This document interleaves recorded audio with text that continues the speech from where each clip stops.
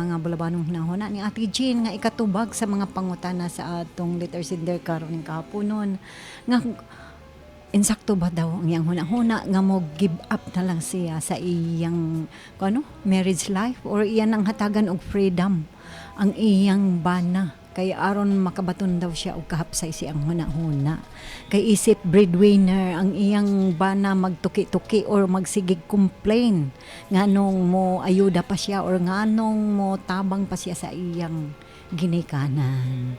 So Ate Jane, no, sa may magkasulti ani nga problema sa iyang kahimtang karon. Yes, Ate Will, sumayong hapon sa atong letter sender, no? Murag ingon pa dili ni ingon nga talagsaon nga istorya sa karon nga panahon, Ate Will, no? Nga kung atong wala na sa ingon sa ginikanan nilang tanan ang responsibilidad sa mga panginahanglan nun sa usa ka pamilya. Naana po'y mga anak nga nahimong katabang ang uban gani maog ni barog mao ning gitawag nga mga breadwinner. Og syempre kauban tuod sa hisgutanan sa breadwinner ang komplikasyon pag-abot sa ani no pagkasulod na og relasyon or di ba makahuna-huna na pag baton og kaugalingon nga pamilya. Di gyud nimo Ate Will malikayan nga mamahimo siyang issue no between sa mag-partners. Bisan Yes, pa gani tinuod sa na Ate mag-uyab pa. Jean, no. Daghan gyud Bisan kong pa sa nahibaw-an ana. Oo, bisan sa mag-uyab pa gani no, medyo na ay mga kuan nga compatible tuod mo sa daghan nga mga butang pero pag abot din nga hiskutanan medyo babag ang imong partner so murag usa sa imong kakuanan no. Sometimes makapangutana ta asa may akong isakripisyo ang ako bang kaugalingon pamilya or kadi akong pamanhunon or pangasaunon.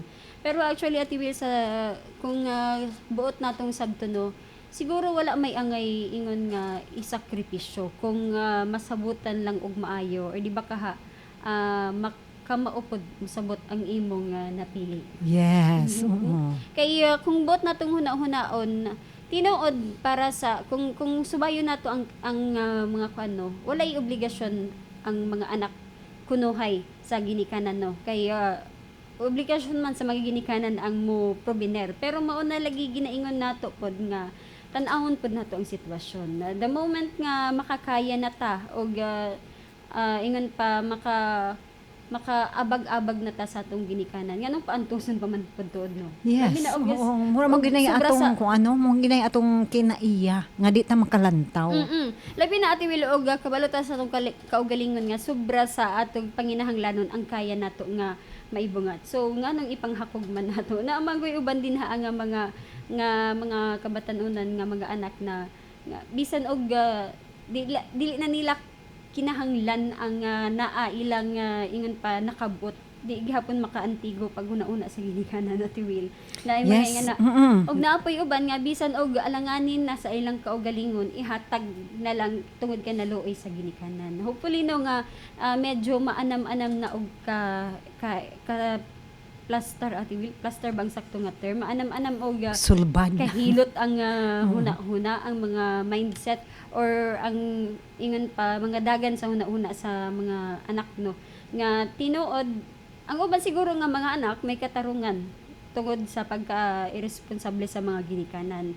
Pero mo na giniingon nato nga naagyoy mga panahon nga siguro sa atong pagdako makaingon ta irresponsable si mama or si papa. Pero sa dihang kita na pod ang naa sa ilang mga sitwasyon, makarealize ta nga mao sigurong sa una bisan unsaon nako og demand, bisan unsaon og kayod ni mama og ni papa, dili gid maihatag ang akong gusto. Dili gid maihatag ang akong panginahanglan kay lain gyud ang problema sa mga hingkod ingon pa sa mga mature nga mga tao kumpara sa panginahanglan or sa problema hunon sa mga kabatanunan. Dili lang pangonsumo lang, dili lang panginahanglanon nga mga luho. Naapay uban nga mga kinahanglan i-prioritize before pa sa atong mga demands nga mga anak. So sa pagkakaroon sa atong letter sender, medyo gubot sa iyang huna-huna tungod kay na makaingon ko Ate Will na sipiat siya Yes. sa iyang Iya, pagpili. napili. Oo, kay wala niya na obserbaran og maayo tungod lagi kay sulod sa 6 months nibati siya nga compatible silang duha. So nagtuo siya nga ingon pa masabtan siya. Yes, diha sa tago kana nga inyo kana nga kuano gidugayon sa inyong relasyon, di pa nimo makita ang tinuoray nga Tinuod. kinaiya sa usa ka tao. Dili pag yun. Og naapoy tawag ani, naapoy mga butang nga makaingon ta nga okay na or unsa ba na dinha, pero maula gina kuan nato nga kinahanglan gyud nato nga masabtan or kinahanglan nato pangandaman nga dili pud sa tanang panahon na tinuod nga na ay pasensya na ay pagsabot, pero usapod sa mga kamatuoran isip usa ka tawo Ate Will nga maabot gyud sa punto nga mapuol. Yes, Labi na og- mapuno jud ka Ate mapuno Jane. gyud ka, mapuno Oo. man gani ka sa imong kaugalingon nga dugo. How much more kung kanang mga kanang distansyado or di ba ka mga in-law naagay mga tao nga moabot gyud sa punto nga ingana. O syempre sa atong letter sender kasabot man mi sa imong kahimtang isip breadwinner, pero manghinaot pud tano nga mahisgutan or maistoryahan na ninyo sa imong bana nganong ning abot sa punto nga sa sulod sa tulo ka tuig okay man siya pero kanaganing si termino Basin sa iya po Ate Jean, grabe na po tong kuano, grabe na po tong hold ba sa iyang partner nga pugong-pugong nga ano sa apod mo buto. O, sa iyang kinaya, oh. or di ba Oo. kaha kanang naamagoy kuan nga musabot ang tao pero dili pud siguro pag abot sa punto nga ako na lang nimo nga tanan nga gipasagdan nimo kung kinsa unta to ang naapay ikatabang wala na nimo gidawat kay giako na nimo tanan. For something nga na ba siguro sa imong tan-aw karon gihakop nimo ang imong responsibilidad sa imong ang responsibilidad nimo sa imong ginikanan tungod kay nakaingon ka nga saktor pod ang abot sa imong mga igsuon. Pero lain man gud nang siya pa og ang iyang ikatulong nga igsuon na tiwil ang naminyo, di ba? Yes, So, oo. medyo dili pabugat pod sa part sa imong uban nga mga igsuon kung mo abunar man bisan og ginagmay. Siguro kana ra nga punto ang gusto nga makita sa imong bana kay tinuod pamilyado na ka.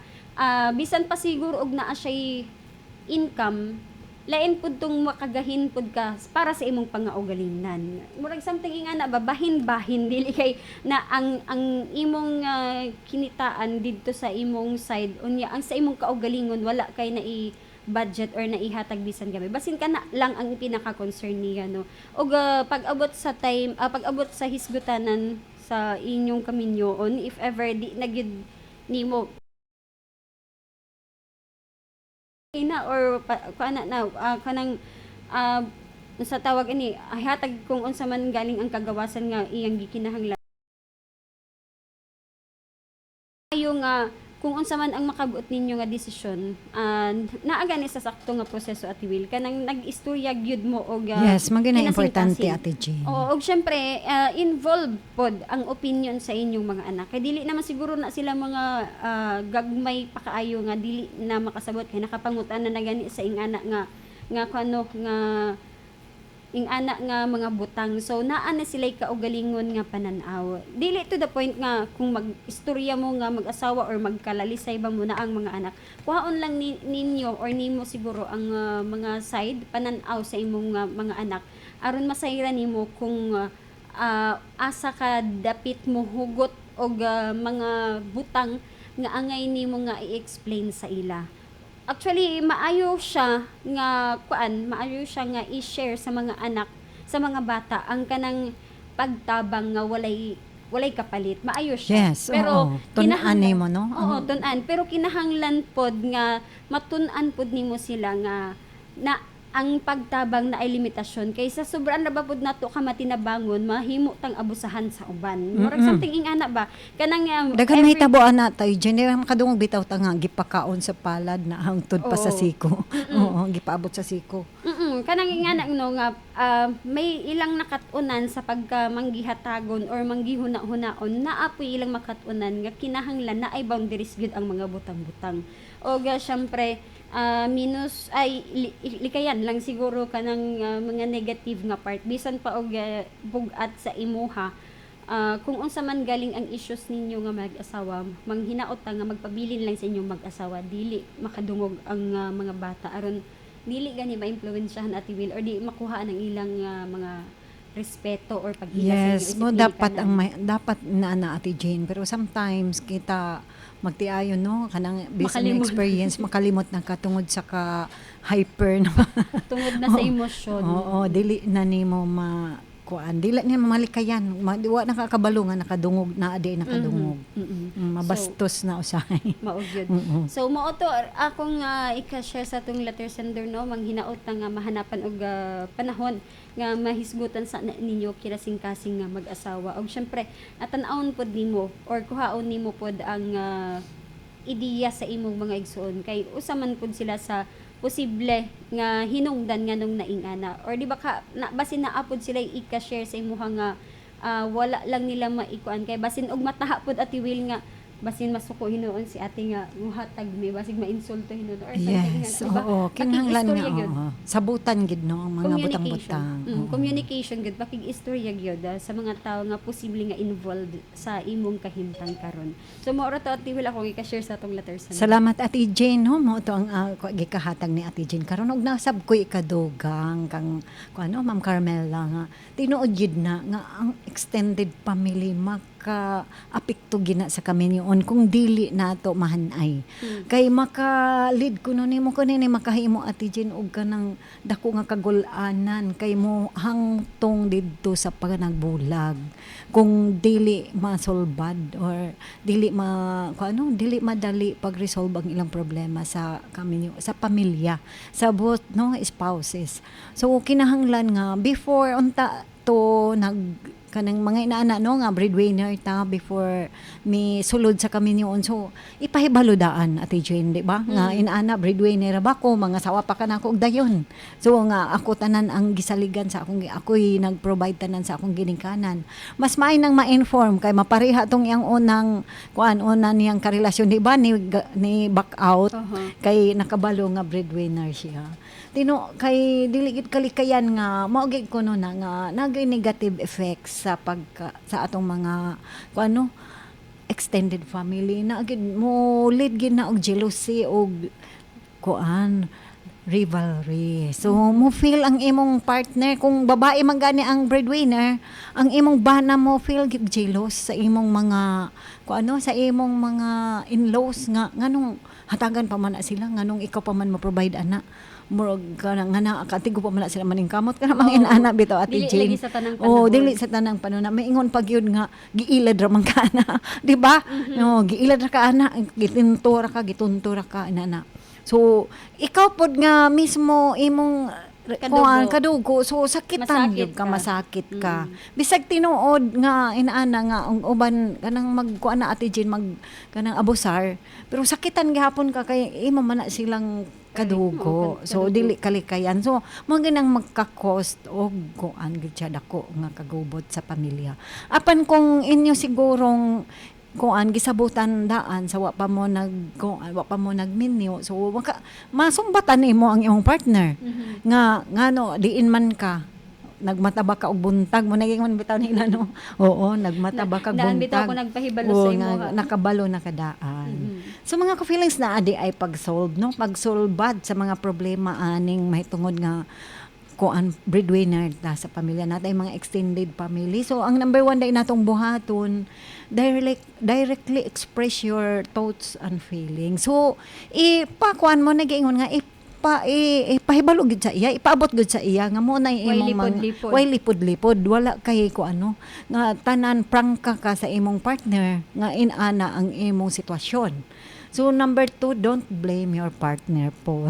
No dili day na po to na basulon sa ilang mga gibating Ate Jane mga medyo kasi anong pagsilos gyud. Mo gina pagsilos gina siya iya kay supposed to be ato naman unta ning income ato naman unta na Para na unta sa atong para pamilya. sa atong pamilya na unta tay mapalit ana nga lain di ba ma-project nga lain na to ani mo gihatag di inaana gina yung natural gyud na nga feeling sa usa ka tao.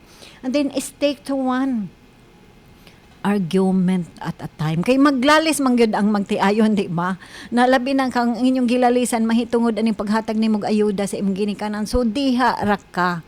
Ayaw na pagtouch og lain nga topiko. Ayaw na pagtouch og lain nga problema kay aron dili mo dako.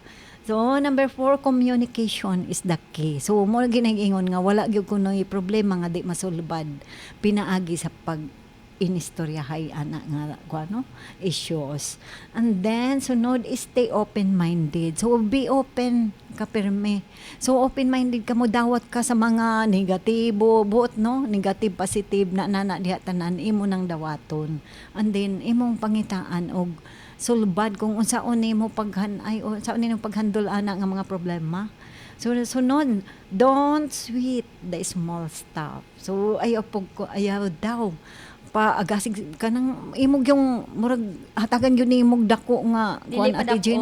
Hatagan gyud nimo og dakog bili nga kada nga mga butay bisig gamay pa imo igamay ra imo hinong dakuon.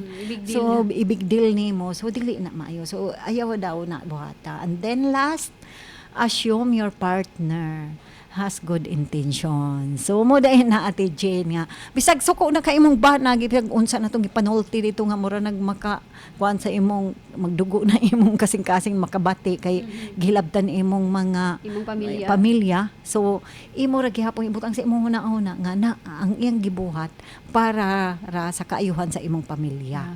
Out of concern gihapon.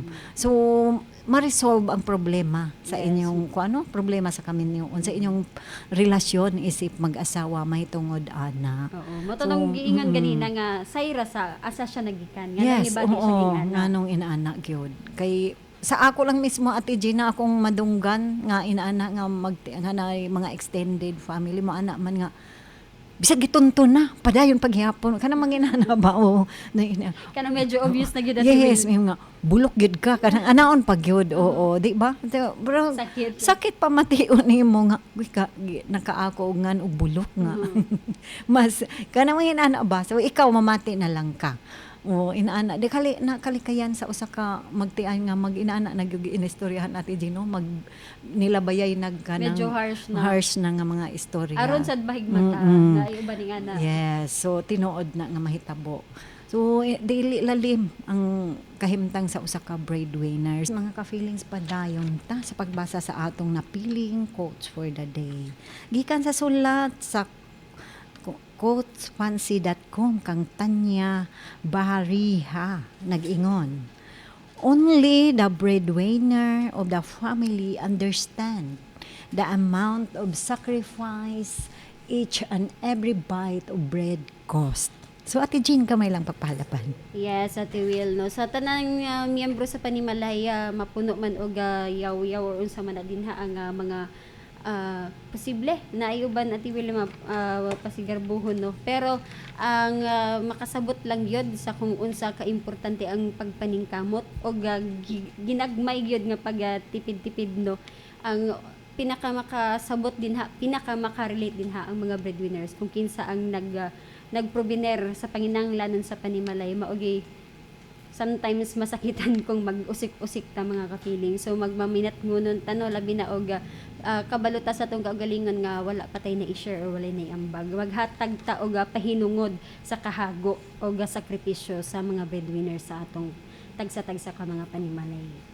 Yes, and sakto gina no dili gud ay basta mo na karon pa ta na atong masabtan nga mo dai na mubuyag gyud ang atong mga elders no nga di ta mag-usik-usik. Si Papa. Yes, so di na to kasakit nga pasidan anta. So padayon ta sa pagbasa sa atong atong Bible verse for the day nga sulat sa Luke 10:3 nga nag-ingon. So your ways, behold, I send you forth of lambs among wolves. So, nagpahinumdum na usab ka nato ni mga ka-feelings at makadaghan nga, di ba makadungog yun nga pagkadaghan sa anihonon. Apan gamay ra ang mga ngani. So, mo ni ang boti pasabot sa atong Ginoo nga nagpadala gid siya og mga tinun-an sa pagsangyaw sa iyang mga maayong balita kanato para sa atong kaluwasan.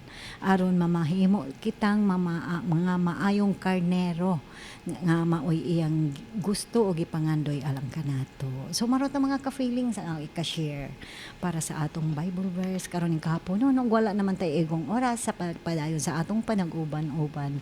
Hangtod na lang sa sunod nga mga adlaw ug uban sa atong atis sa kahanginan. Kini sa Ate Jean. O kini si Ate Well ug uban sa atong control nga si Engineer Prema Flores. Daghang salamat sa inyong pagpaminaw.